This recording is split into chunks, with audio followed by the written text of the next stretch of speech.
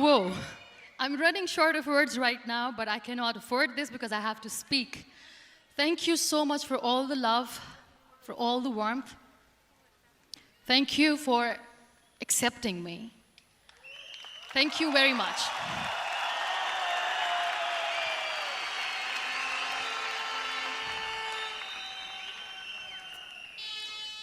Well, I always start my talk with a disclaimer.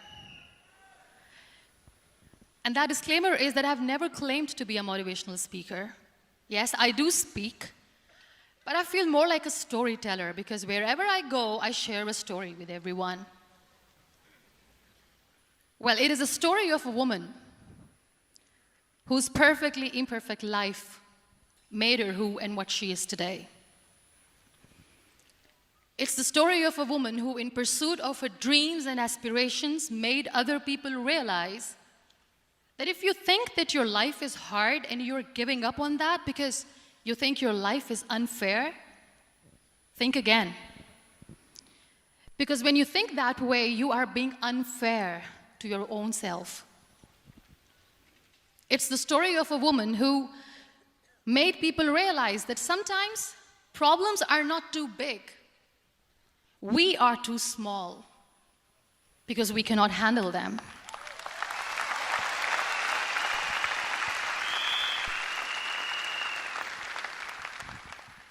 It is the story of a woman who with time realized that real happiness doesn't lie in success, money, fame.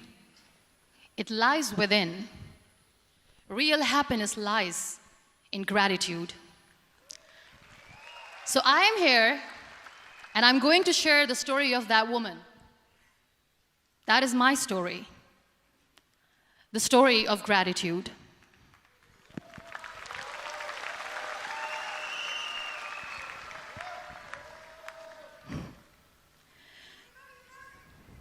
I love you too. I love you all. I believe in the power of words. Many people speak before they think. But I know the value of words. The words can make you, break you, they can heal your soul, they can damage you forever. So I always try to use the positive words in my life wherever I go. They call it adversity, I call it opportunity. They call it weakness, I call it strength. They call me disabled, I call myself differently abled. They see my disability. They see my disability, I see my ability. There are some incidents that happen in your life, and those incidents are so strong that they change your DNA. Those incidents or accidents are so strong that they break you physically. They deform your body, but they transform your soul.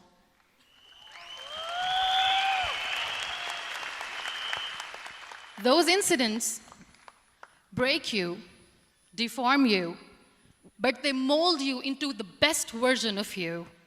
And the same thing happened to me.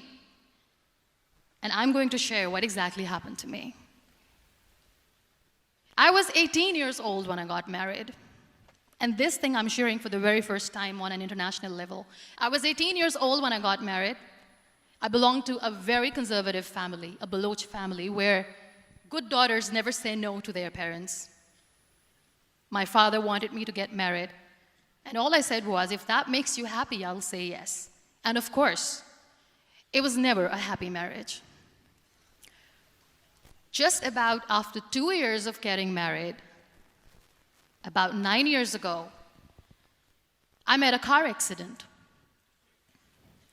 Somehow my husband fell asleep and the car fell in the ditch. He managed to jump out, saved himself. I'm happy for him. But I stayed inside the car and I sustained a lot of injuries. The list is a bit long. Don't get scared. I'm perfectly fine now. Radius ulna of my right arm were fractured. The wrist was fractured. Shoulder bone and collarbone were fractured. My whole rib cage got fractured. And because of the rib cage injury, lungs and liver were badly injured. I couldn't breathe. I lost urinary bowel control. That's why I have to wear the bag wherever I go. But that injury that changed me and my life completely as a person and my perception towards living my life was the spine injury. 3 vertebrae of my backbone were completely crushed, and I got paralyzed for the rest of my life. So this accident took place in a far-flung area in the outskirts of a very small province, Balochistan, where there was no first aid, no hospital, no ambulance. I was in the middle of nowhere in that toppled car. Many people came to rescue. They gave me CPR. They dragged me out of the car. And while they were dragging me out, I got the complete transection of my spinal cord. And now there was this debate going on. Should we keep it here? She's going to die. Where should we go? There is no ambulance. There was this 4-wheeler Jeep standing in the corner of the street. They said, put her in the back of the Jeep and take her to the hospital, which is 3 hours away from this place. And I still remember that bumpy ride. I was all broken.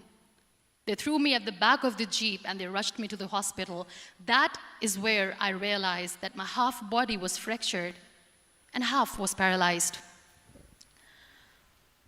I finally ended up in a hospital where I stayed for 2.5 months.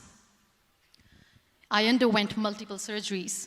Doctors have put a lot of titanium in my arm. There's a lot of titanium at my back to fix my back. That's why people in Pakistan call me the Iron Lady of Pakistan.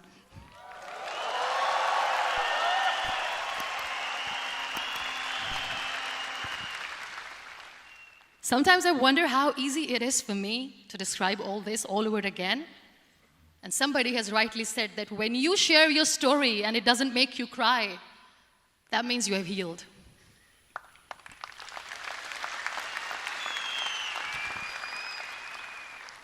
Those 2.5 months in the hospital were dreadful.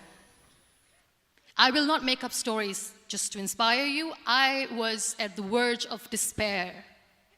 One day, doctor came to me and he said, well, I heard that you wanted to be an artist, but you ended up being a housewife. I have a bad news for you. You won't be able to paint again because your wrist and your arm are so deformed, you won't be able to hold a pen again. And I stayed quiet. Next day, doctor came to me and said, your spine injury is so bad, you won't be able to walk again. I took a deep breath and I said, it's all right. The very next day, doctor came to me and said, because of your spine injury and the fixation that you have in your back, you won't be able to give birth to a child again. That day, I was devastated. I still remember, I asked my mother, why me? And that is where I started to question my existence. Why am I even alive? What's the point of living? I cannot walk, I cannot paint, fine, I cannot be a mother. And we have this thing in our heads, being women, that we are incomplete without having children. I am going to be an incomplete woman for the rest of my life. What's the point? People are scared. They think I will get divorced. What is going to happen to me? Why me? Why am I alive? We all try to chase this tunnel. We all do this because we see light in the end of the tunnel, which keeps us going. My dear friends, in my situation, there was a tunnel that I had to roll on, but there was no light. And that is where I realized that the words have the power to heal the soul. My mother said to me, this too shall pass. God has a greater plan for you. I don't know what it is, but He surely has.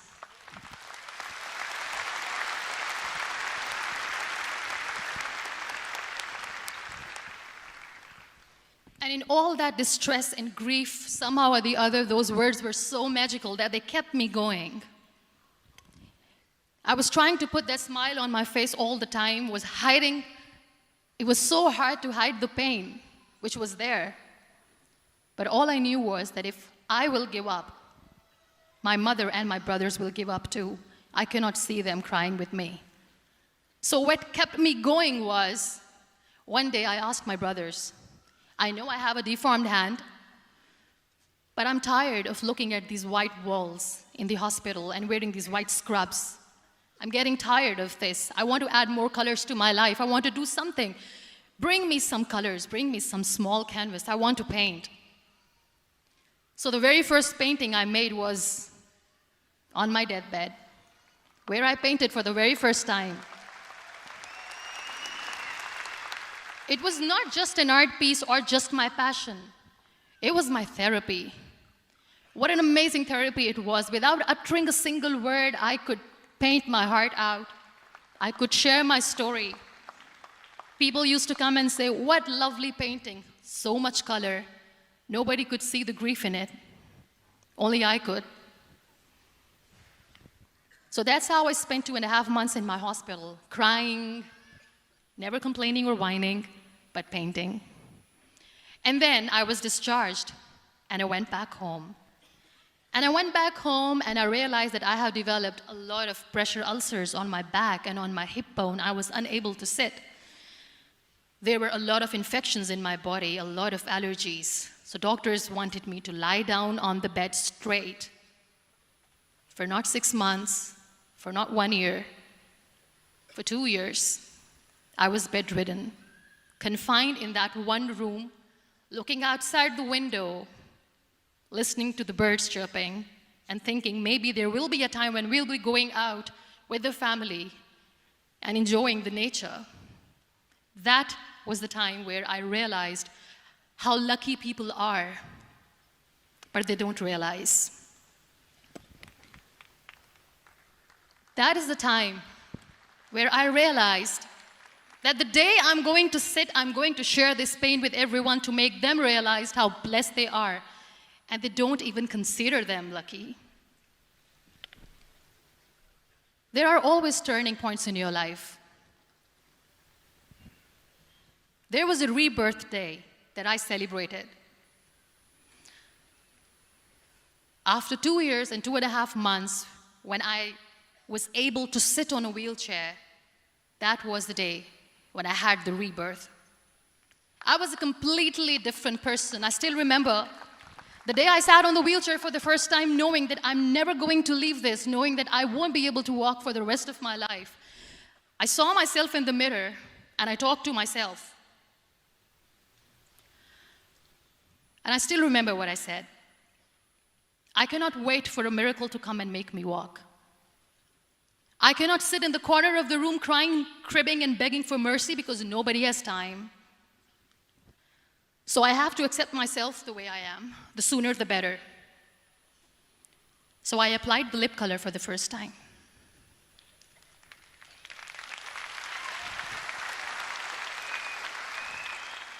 And I erased it. And I cried. And I said, what am I doing? A person on a wheelchair should not do this. What will people say? Clean it up. I put it again. This time I put it for myself, because I wanted to feel perfect from within.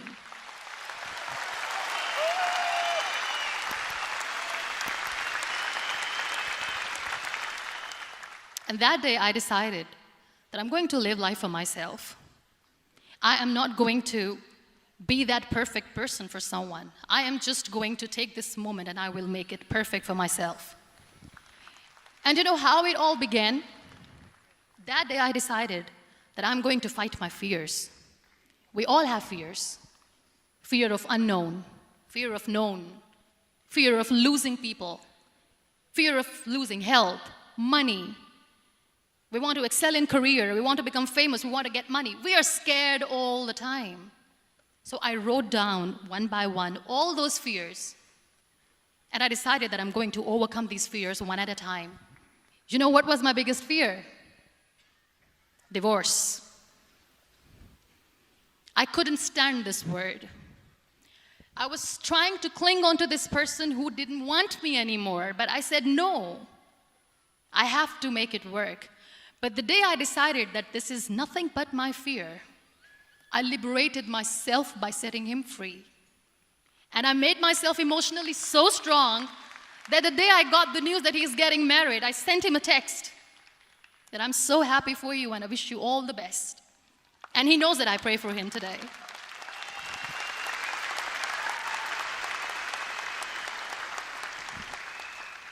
My biggest fear, number 2, was I won't be able to be a mother again.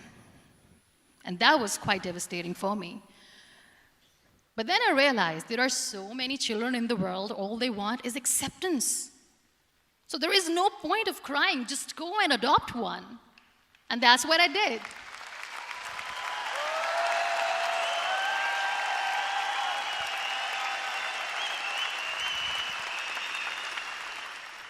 I gave my name in different organizations, different orphanages. I didn't mention that I'm on a wheelchair, dying to have a child. So I just told them that this is Muniba Mazari and she wants to adopt a boy or girl, whatsoever, but I want to adopt a kid. And I waited patiently. 2 years later, I got this call from a very small city in Pakistan. I got a call and they said, "Are you Muniba Mazari? There is a baby boy and would you like to adopt?" And when I say yes, I could literally feel the labor pain. I said, yes, yes, I am going to adopt him. I am coming to take him home.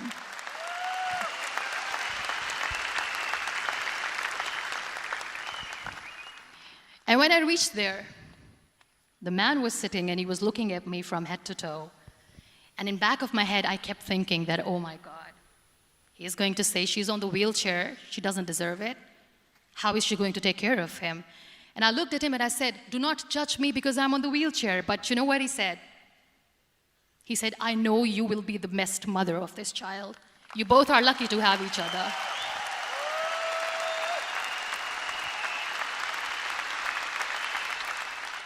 And that day, that was 2 days old, and today he's 6.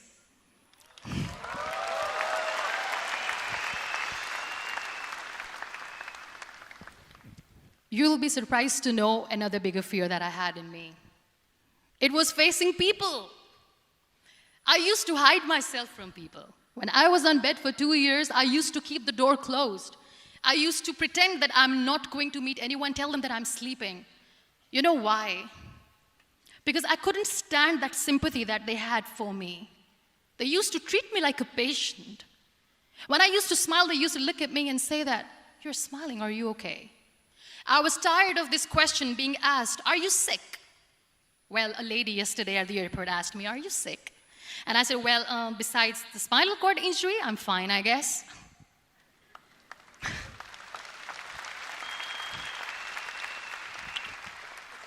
But those are really cute questions. They never used to feel cute when I was on the bed. So I used to hide myself from people, knowing that, oh my God, I'm not going to see that sympathy in their eyes. It's all right. And today I'm here speaking to all these amazing people because I have overcome the fear.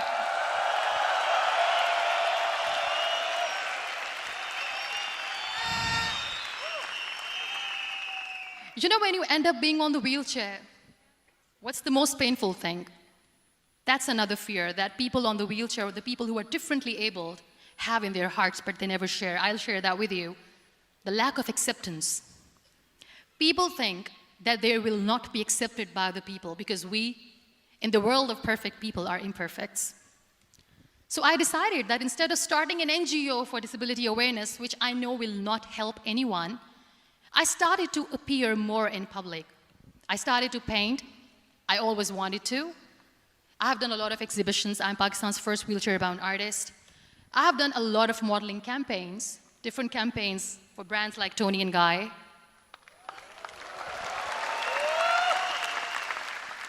I have done some really funny, breaking the barriers kind of modeling. There was this one by the name Clown Town where I became a clown because I know that clowns have hearts too. And then I also decided that if I really want to make the difference, I am not going to let people use me for their polio campaigns where they will make you a victim and an emblem of misery and mercy and will say that, you know what, give polio drops to your children or they'll become like this girl. I decided that I'm going to join the national TV of Pakistan as an anchor person. And I've been doing a lot of shows for the last 3 years.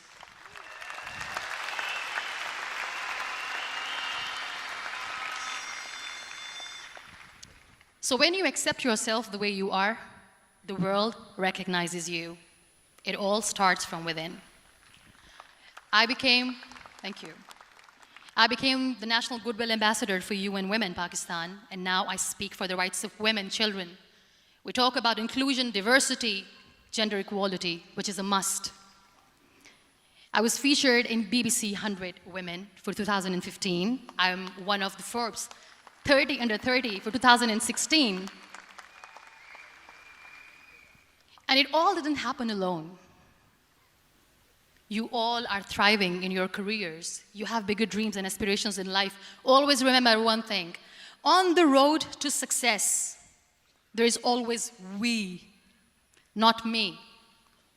Do not think that you alone can achieve things. No. There is always another person who is standing behind you, maybe not coming on the forefront, but behind you, praying for you and supporting you. Never lose that person. Never.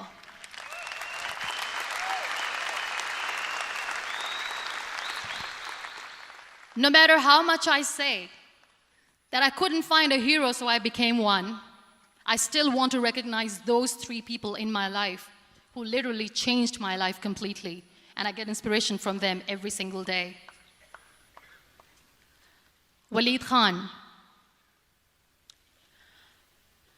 Many people know about the terrorist attacks in Pakistan. We have lost many people. And I'm sharing this with a very heavy heart because we actually have lost a lot of people in this huge turmoil of terrorism. These people are barbarians. They do not see people. They're even worse than animals. They have killed people in mosques. They have killed people in churches, temples, even in schools. There was this terrorist attack in Army Public School, Peshawar, where these terrorists entered in an examination hall and they killed our children. And in that attack, that day, this beautiful boy, Waleed Khan, who was my hero, my real life hero, was the proctor who was taking care of the students, was keeping an eye on the students. Those barbarians shot him 3 times in the face, 5 times on his body, and he fell down. I was asked to give a talk in the school after a week of that terrorist attack. With a very heavy heart, I went there and I spoke. We sang a few national songs. I thought that maybe I've done my part, but deep inside, it was killing me. I could see children injured. I could see children sitting on the wheelchairs, looking at me, wondering, what next? What was our fault? Just because we were here to give examination, we have been shot. So many people, so many children lost their friends. Their classrooms were empty. The next day they went to the classroom. So this kid, Waleed Khan, I was asked that he is in a hospital right now, and you have to go and see him and motivate him and tell him that it's going to be okay. And when I saw Waleed Khan coming on the wheelchair for the first time in front of me, face was all deformed. His leg was fractured, his arm was fractured. He couldn't talk, he lost his teeth. He cannot sneeze, he cannot smell. He cannot eat. And I kept thinking, what should I say? That everything is going to be all right? No, nothing is all right. And while I was juggling with the words, what to say, what not to say, this beautiful child, Waleed Khan, came to me and he said, "Are you Muniba Mazari?" I said, "Yes." He said, "Baji, let's take a selfie."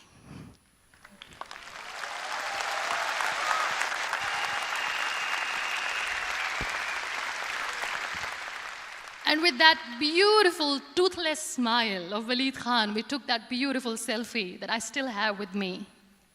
I don't share that here because he was in a very bad shape that time. And that is where I realized that when I was thinking too much about his deformities, he's happy with himself. He doesn't even care. Because today he goes in the same school, and when somebody asks him that what happened to your face, why so many scars, you know what he says? "These scars are my medals and I wear them with pride."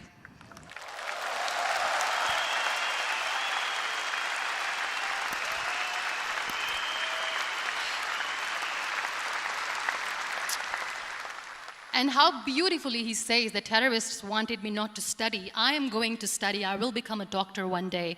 And this is my way of taking revenge from those terrorists. Another real-life hero, of course, my son. His name is Nile, N-I-L-E, River Nile. I learned so much from this kid. The first and foremost thing is patience. How to be patient when you know that your mother cannot walk, when you know that your mother is different from the other women, when you know that your mother cannot go out and play with you, how to stay calm. He loves football. And when we got the very first football, he was 4 years old. He was super excited. I still remember he came in the room and he said, "Mom, let's play football." And he kept the ball in my feet. And he said, "Let's kick it." And that day I felt disabled. I said, "I cannot kick the ball." And I was down with the same face. He looked at me and he said, "Well, that's all right. Your legs are not working, but your hands do. Let's play catch the ball."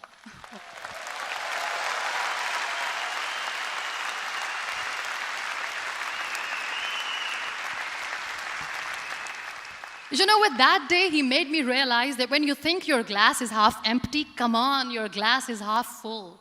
It's all in here and here. Last but not least, the woman who made me realize that heroes have no gender. The woman who believed in me even when I was completely at the verge of despair, where everybody left, she was there. And every time I looked at her, without saying anything, she used to look at me and said, "This too shall pass. God has a bigger plan. And one day you will say that, oh my God, that is why God has chosen me." She never cried in front of me. She has always said that there will be haters, there will be naysayers, there will be disbelievers, and then there will be you proving them wrong. My mother.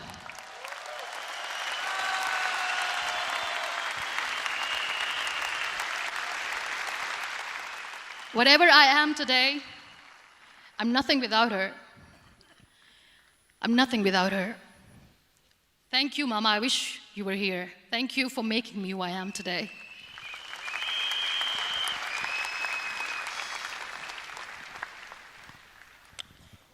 You know what? We human beings have a problem. Out of many problems, there is one more, and this is self-created one.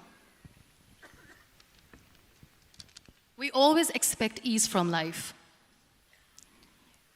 We have this amazing fantasy about life. This is how things should work. This is my plan. It should go as per my plan. If that doesn't happen, we give up. So my dear friends, let me tell you one thing. I never wanted to be on the wheelchair. Never thought of being on the wheelchair. I was always aspiring to do bigger things, but had no idea that for that I have to pay the price to be where I am today. It's a very heavy price.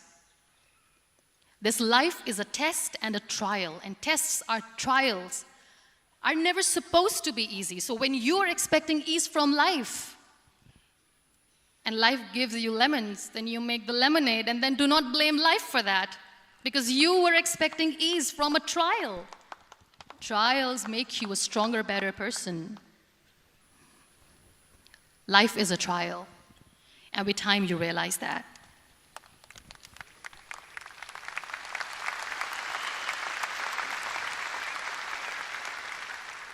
It is okay to be scared.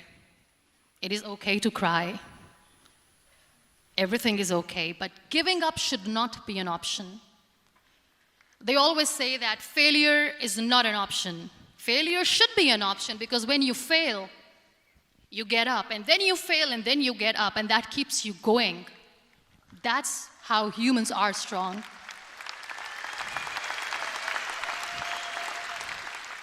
Failure is an option, should be an option, but giving up is not. Never. We have this thing in minds. We call it perfection. We want everything perfect. We want ourselves to be perfect. There is this image in our head about everything. Perfect life, perfect relationships, perfect career, perfect amount of money that we need to earn no matter what. Nothing is perfect in this world. We all are perfectly imperfect, and that is perfectly all right. That's all right. We were sent here not to become the perfect people. Those people who tell you how to look perfect, even those people are imperfect. Trying to fight this fear of looking imperfect. I used to be perfect. I still remember. I got this compliment years ago when I used to walk. Oh my God, look at you. You're fair, you're tall, you're perfect. Look at me now. You're still perfect. Only the perfect eyes can see that. Only the perfect eyes will see that. Only the perfect eyes will see that. So yes, in all those imperfections, you have to listen to your heart. You don't have to look good for people. You don't have to be perfect just because other people want you to be perfect. If your soul is perfect from within, that's all right. This is all what you want. This is all what you need to be. Our society has made very weird kind of norms to look perfect and great. For men, it's different. For women, it's different. We think too much about what people say. We listen to ourselves too little. You know what makes you perfect? When you make someone smile. You know what makes you perfect? When you try to do something good for the people around you. You know what makes you perfect? When you feel someone's pain. And how beautiful pain is that it connects you with people. No other medium can connect you with others but pain. That's why I always say that I'm in pain, and that's a blessing in disguise for me. Today, just because I'm in pain and I'm on the wheelchair, I work for children. Being the head of CSR for a company, we conduct medical camps in far-flung areas of Pakistan where so many kids die because they don't have medical facilities. And I personally believe just because they cannot afford to live doesn't mean we'll let them die. So we give them money, we give them medical treatment, we try to heal their wounds, physical and emotional. And I also work for the beautiful people, we call them third gender, the transgender community of Pakistan. You know what connects me with them? All my imperfections. When I go and I hug them, they never judge me. And this very good friend of mine, her name is Bijli. Bijli means electricity. She calls herself electricity. And I said, are you electricity? She says, no, I'm lightning. I'm as strong as lightning. Because we have very bad power outage, so she doesn't want me to call her electricity. So she says, I am very strong. I'm thunder, I'm lightning. She came to me, and the first time I hugged her, she said, you are just like me. And I said, yes, I am like you. Because to people, we are so imperfect. So how beautiful these imperfections are, that because of these imperfections, you can connect with people. Then why are we all running after being perfect? What's the point?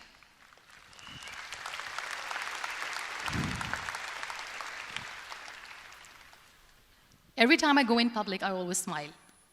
It's always a big toothy smile on my face, and people ask me, don't you get tired of smiling all the time? What's the secret? I always say one thing, that I have stopped worrying about the things that I have lost, the people that I have lost. Things and people who were meant to be with me are with me. And sometimes, somebody's absence makes you a better person. Cherish their absence. It's always a blessing in disguise. I always say that people are so lucky they don't even realize. You must be thinking, okay, you're lucky in what sense? Well, the breath that you just took was a blessing. Embrace it.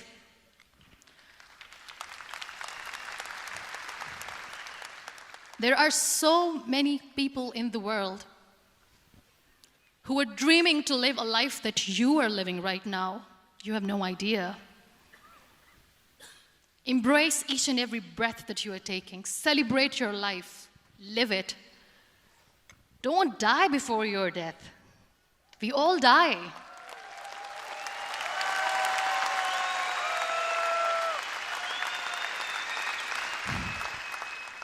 We live this one routine of a day for 75 years and we call it life. No, that's not life. If you're still thinking why you have been sent here, if you're still juggling with the concept of why you are here, you haven't lived yet. You work hard, you make money, you do it for yourself. That's not life. You go out, you seek for people who need your help, you make their lives better. You become that sponge which can absorb all the negativity, and you become that person who can emit beautiful, positive vibes. And when you realize that you have changed someone's life, and because of you, this person didn't give up, that is the day when you live. Always.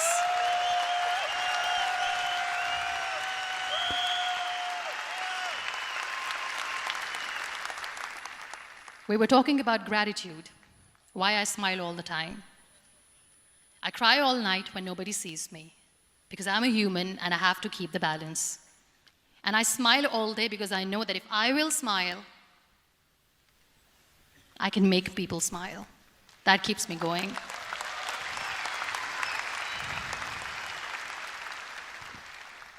Be grateful for what you have, and you will always, always end up having more.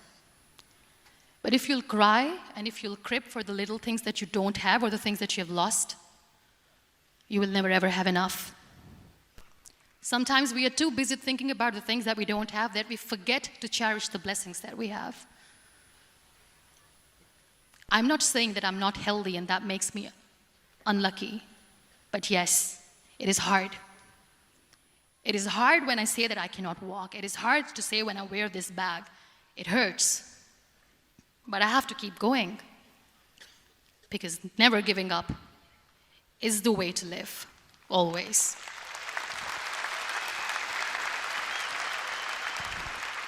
So I'll end my talk on a very short note. Live your life fully. Accept yourself the way you are. Be kind to yourself. Be kind to yourself. I'll repeat, be kind to yourself, and only then you can be kind to others. Love yourself and spread that love. Life will be hard. There will be turmoils, there will be trials, but that will only make you stronger. Never give up. The real happiness doesn't lie in money or success or fame. I have this all, I never wanted this. Real happiness lies in gratitude. So be grateful, be alive, and live every moment. Thank you so much, everyone. We use this video for educational purposes. Thank you for making this video possible. Fair use copyright disclaimer. Copyright disclaimer: this video is made in accordance with Section 107 Act 1976. Which allows for fair use of copyrighted material for purposes such as criticism, commentary, news reporting, teaching, scholarship, and research. Fair use is a use permitted by copyright law that might otherwise be infringing. Nonprofit, educational, or personal use tips the balance in favor of fair use. 1. This video is intended to have a positive impact on the original works by providing educational value and enhancing the understanding of the scenes. 2. The primary purpose of this video is for teaching and learning English through the use of famous speeches, movies, series, animation, interview, etc., with added subtitles. 3. This video constitutes a transformative use of the original works, as it adds significant value through the creation of subtitles, making the content more accessible to the audience. 4. We have used only the portions of video clips necessary to convey the intended educational message. Teacher Bruno Saldana does not claim ownership of the rights to the video clips used. These clips have been repurposed under fair use principles, with the goal of educating and inspiring viewers. However, if any content owners would like their images removed, please contact us by email at contactbrunosaldana718@gmail.com.